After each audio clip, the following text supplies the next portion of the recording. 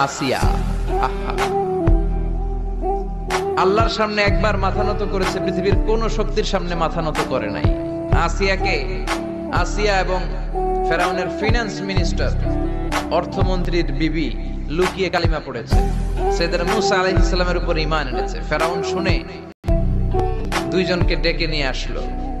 অর্থমন্ত্রীর বউয়ের সাথে দুধের বাচ্চা, বলল দুইজন নাকি ঈমান এনেছো লুকিয়ে লুকিয়ে, এক আল্লাহরে ছাড়ো, আমি ফেরাউনরে সেজদা দাও। এরা বলল জীবন যাবে কিন্তু ঈমান যাবে না, জীবন দিব কিন্তু ঈমান দিব। প্রথমে ধরলো অর্থমন্ত্রীর বউকে, তাড়াতাড়ি আমার পায়ে সেজদায় লুটিয়ে পড়ো। সে বলে না, জীবন যাবে ঈমান যাবে না। বলল তাই নাকি, দেখি তোমার ঈমানের কত পাওয়ার। জল্লাদরে বলল কড়াইয়ের ভেতরে আগুন গরম করো, তৈল গরম করো, দুধের বাচ্চাটারে টেনে নিয়ে তেলের মধ্যে ছেড়ে দাও। কল্পনা করতে পারেন, দুধের বাচ্চাকে মায়ের বুক থেকে ছিনিয়ে নিয়ে তেলের মধ্যে ফেলাচ্ছে, বাচ্চাটা রোস্ট হয়ে যাচ্ছে, আর বাচ্চাটা বড় মানুষের মতো মাকে বলছে, মা চিন্তার কারণ নাই, এটা উত্তপ্ত তেল নয়, এটা জান্নাতের বাগান, ভয় নাই মা, তুমি চলে আসো, তুমিও লাফিয়ে পড়ো, শাহাদাতের পেয়ালা থেকে মিষ্টি সুধা পান করো।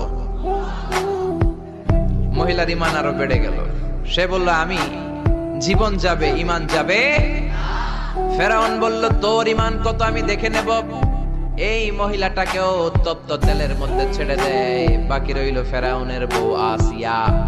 আসিয়ারে ফেরাউন বলল, আসিয়া এক আল্লাহর ইবাদত ছাড়ো, আমারে সেজদা দাও। আসিয়ারও এক কথা, জীবন দিব ঈমান দিব। ফেরাউন বলে, আসিয়া তোরে উলঙ্গ করব, বউ হয়েছিস, আই ডোন্ট কেয়ার। হাজার হাজার মানুষের সামনে নিজের বউকে উলঙ্গ করলো।